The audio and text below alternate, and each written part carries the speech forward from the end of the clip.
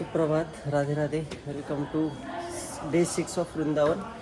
आता आम्ही चाललो आहे प्रेमानंद महाराजांच्या आश्रमाकडे एकांतिक दर्शनचं टोकन घ्यायला, आणि तिथून पुढे मग आज आम्ही पूर्ण वृंदावन एक्सप्लोअर करणार आहे. जे काही वृंदावनमधले जे मेन मेन मंदिर अजून शिल्लक राहिले ते, आणि उद्या सकाळी मग एकांतिक दर्शन होईल आपले. आता आम्ही रूम आज चेंज करतो आहे, कारण आम्ही रूम आजच्यापर्यंतच बुक केली होती. ॲक्च्युली आमचा आज रिटर्न जाण्याचा प्लॅन होता, बट महाराजांच्या दर्शनासाठी आम्ही एक दिवस एक्स्ट्रा एक्सटेंड केला. तर आज आम्ही रूम चेंज करून केलीकुंजमध्येच आम्ही एका ठिकाणी रूम शिफ्ट करतो आहे. तर तिकडे जाऊन आम्ही आता टोकनच्या लाईनमध्ये लागणार आहे लगेच. आज खूप एक्सायटेड आहे मी ॲक्च्युली. खूप मेहनतीनंतर 24 तासाच्या वेटनंतर जर टोकन मिळालं आहे, त्याच्यामुळे आनंद डबल झाला आहे.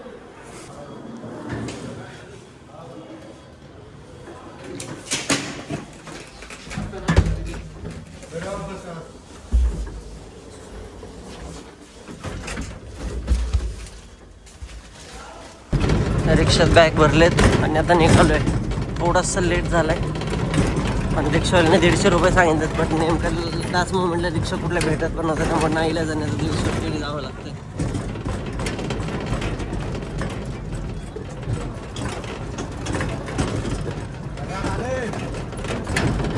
लाईनमध्ये आलो आहे आता. लाईन थोडीशी वाढली आहे, थोडा यायला लेट झाला. रिक्षावाला खूप स्लो चालत होता. आता लाईनमध्ये थांबलो आहे. ते आतमध्ये घेतील तेव्हा एक एक करून आज जाऊन टोकन घ्यायचं आहे.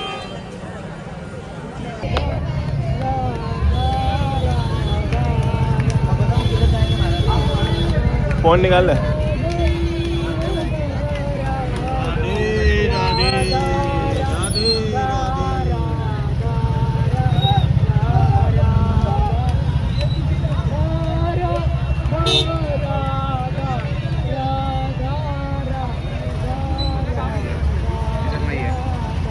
अरे धक्का नहीं,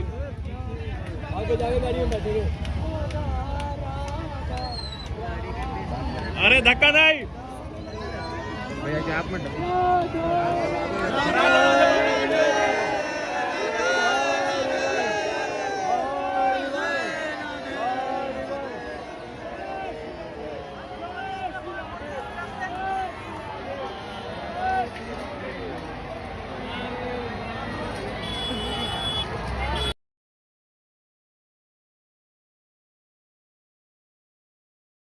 दोन 3 तासाच्या आरामानंतर संध्याकाळी 4 वाजता आम्ही निघालो आहे वृंदावनमधले उरलेले मंदिर पूर्ण करायला. तर आता इथे सगळ्यात पहिले प्रेम मंदिर, आणि प्रेम मंदिरनंतर उरलेले मंदिर करायचे आहेत. मित्रांनो, प्रेम मंदिराला भेट देण्यापूर्वी काही महत्त्वाच्या गोष्टी जाणून घेणे खूप गरजेचे आहे, जेणेकरून तुमचा प्रवास सोपा होईल. सर्वात महत्त्वाची आणि आनंदाची गोष्ट म्हणजे प्रेम मंदिरात प्रवेश करण्यासाठी कोणतेही शुल्क नाही. भारतीय असो किंवा परदेशी पर्यटक, सर्वांसाठी पूर्णपणे मोफत आहे. मंदिर दिवसातून 2 सेशनमध्ये उघडे असते. सकाळी 8:30 ते दुपारी 12 पर्यंत व संध्याकाळी 4:30 ते रात्री 8:30 पर्यंत. मंदिराच्या आत मोठी बॅग किंवा जड सामान नेण्यास मनाई आहे.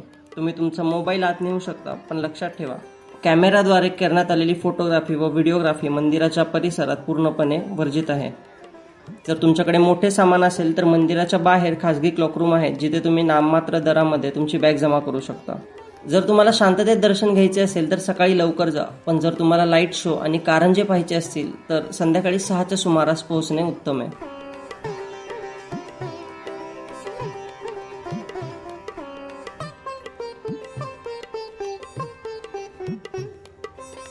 मंदिराच्या 50 एकराच्या परिसरात प्रवेश करताच सर्वात आधी लक्ष वेधून घेते ती म्हणजे कालिया मर्दनची ही भव्य झाकी. यमुना नदीच्या विषारी कालिया नागाचा अहंकार मोडीत काढणारा बालकृष्ण इथे अतिशय जिवंत रूपात साकारला आहे. नागाच्या फण्यांवर पाय ठेवून नृत्य करणाऱ्या कृष्णाच्या चेहऱ्यावरील तेज आणि आजूबाजूचे उडणारे पाण्याचे कारंजे हे दृश्य अतिशय वास्तववादी बनवतात.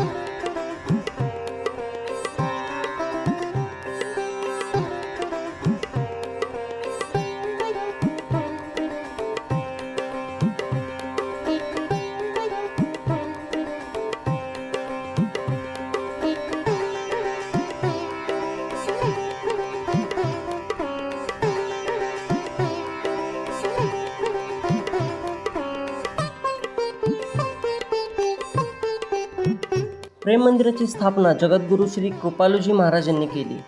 या मंदिराच्या बांधकामाला 2001 मध्ये सुरुवात झाली होती आणि सुमारे 11 वर्षाच्या परिश्रमानंतर फेब्रुवारी 2012 मध्ये हे मंदिर भक्तांसाठी खुले करण्यात आले. तुम्हाला जाणून आश्चर्य वाटेल की मंदिर संपूर्ण इटालियन कॅरारा संगमरवरापासून बनवले आहे. यावर बारीक कोरीव काम इतके सुंदर आहे की तासनतास पाहिलं तरी मन भरत नाही. मंदिराची उंची साधारण 125 फूट आणि रुंदी 190 फूट आहे.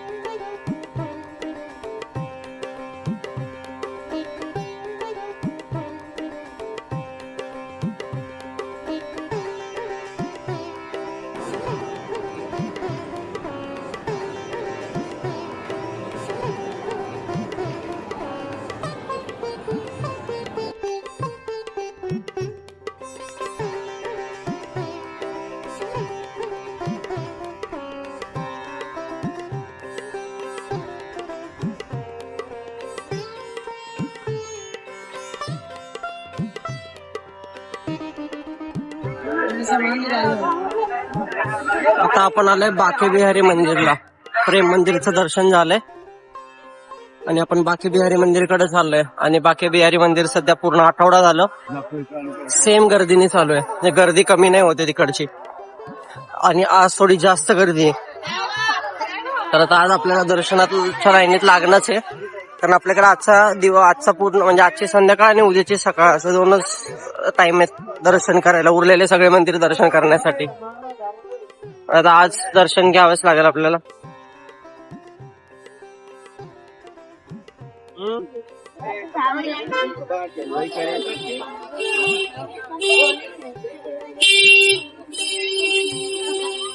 आपण आता इथून दर्शनासाठी आतमध्ये चाललोय.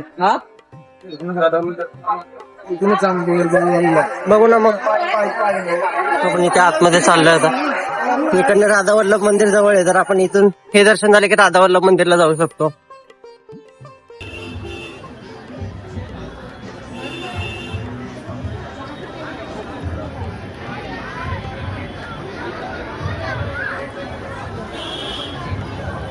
गर्दी वाढत चालली आहे.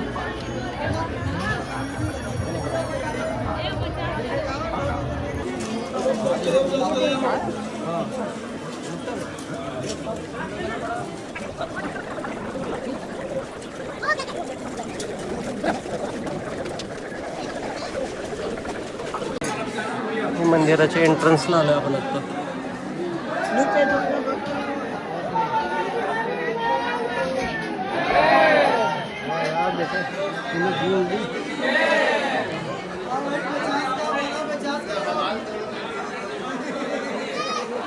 मित्रांनो, वृंदावनची यात्रा बाके बिहारीच्या दर्शनाशिवाय अपूर्ण आहे. हे मंदिर केवळ वृंदावनच नाही तर जगातल्या सर्वात प्रसिद्ध कृष्ण मंदिरांपैकी एक आहे. या मूर्तीचा इतिहास खूप रंजक आहे. असे मानले जाते की 15व्या शतकात महान संगीतकार आणि संत स्वामी हरिदासजी यांच्या भक्तीवर प्रसन्न होऊन स्वतः राधाकृष्ण निधिवनात प्रकट झाले होते. स्वामीजींच्या विनंतीवरून त्या दोघांनी मिळून एक विलोभनीय मूर्तीचे रूप धारण केले, ज्याला आपण बाके बिहारी म्हणून ओळखतो. दर्शन झालंय बाके बिहारी. आपण आता चाललोय राधा वल्लभ मंदिराकडे. हा एक्झिट रोड आहे बाके बिहारीचा. जय.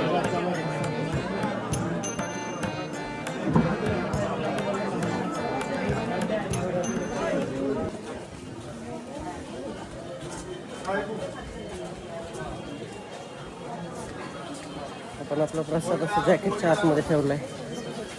माकड घेऊन जातो तिकडे खूप जास्त.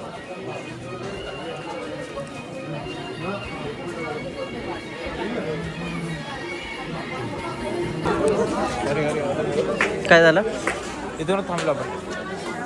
लाकडाचं गेट होतं मंदिर.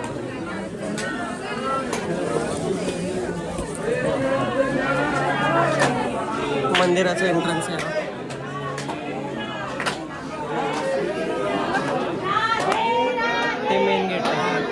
मंदिराचं मेन गेट आहे ते.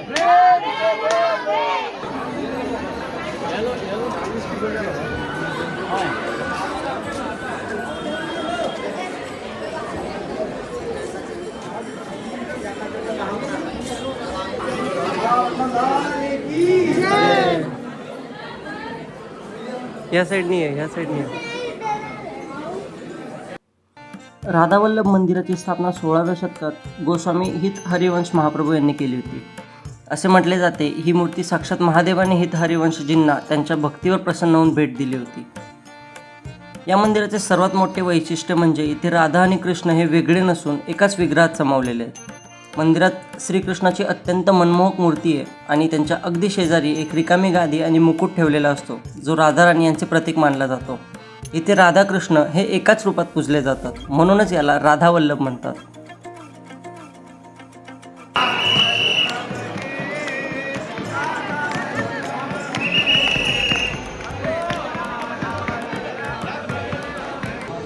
त्यातले सभाकांड केले असतील तो दर्शन झालं आपलं. राधावल्लभचं छान सुंदर असं दर्शन झालं. आता आपण पुढच्या तर 1-1.5 किलोमीटरच्या वॉक नंतर आपण आलोय प्राचीन गोपेश्वर महादेवला. ही कहाणी खूप युनिक आहे, मी सांगतो मला दर्शनानंतर.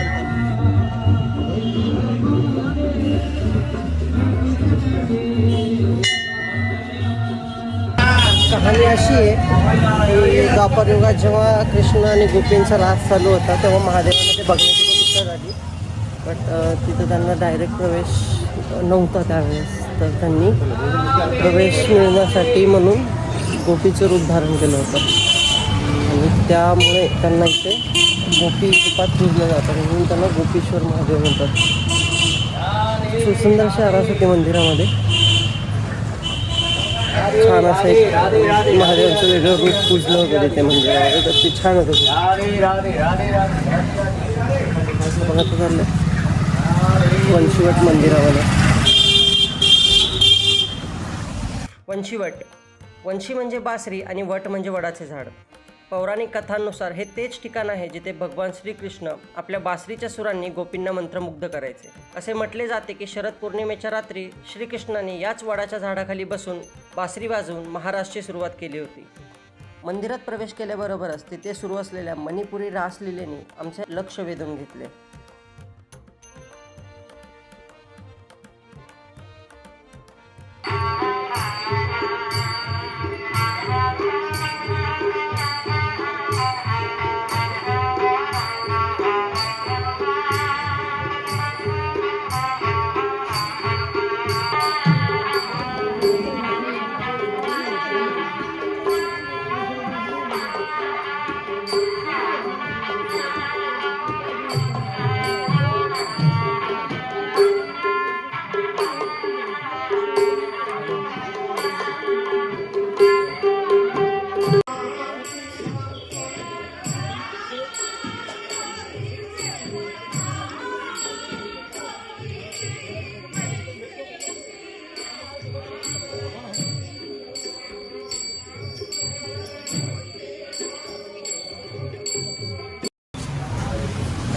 आता आपण ऑलमोस्ट सगळे महत्त्वाचे मंदिर आपले वृंदावनमधले संपलेले आहेत. आपलं आता फक्त एक महत्त्वाचं मंदिर बाकी आहे, ते म्हणजे रंगनाथ स्वामी, जे बंद होतं आता. मगाशी आम्ही गेलो होतो बट ते बंद होतं.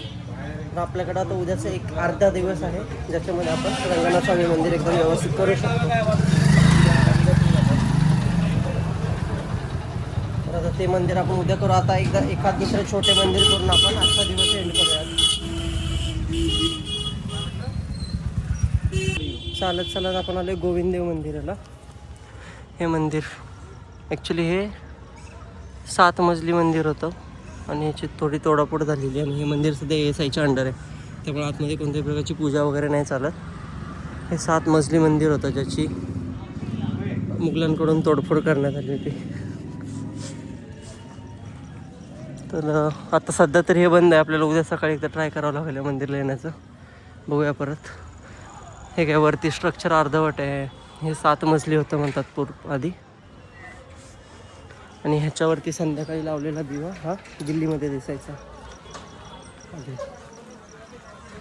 उद्या सकाळी पुन्हा एकदा इथे येण्याचा प्रयत्न करूया. इथे बरीच मंदिरं 8, 8:30, 9 मॅक्स बंद होऊन जातं आणि इथला एरिया पण 7:30, 8 नंतर शांत होऊन जातो पूर्ण. तर ह्या दरम्यानच आपल्याला जो काही पॅच मिळतो सकाळी 6 ते 12 आणि संध्याकाळी 4 ते 8 एवढ्यामध्येच आपण सगळी मंदिरं फिरू शकतो. तर आपला प्रयत्न असा असला पाहिजे इथे की लवकरात लवकर आपण सगळी मंदिरं करू किंवा आपल्याकडे जास्तीत जास्त दिवस असावेत मंदिर फिरण्यासाठी.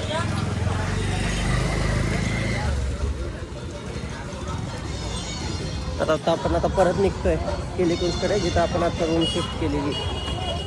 तिकडे आपण आता रिटर्न चाललो.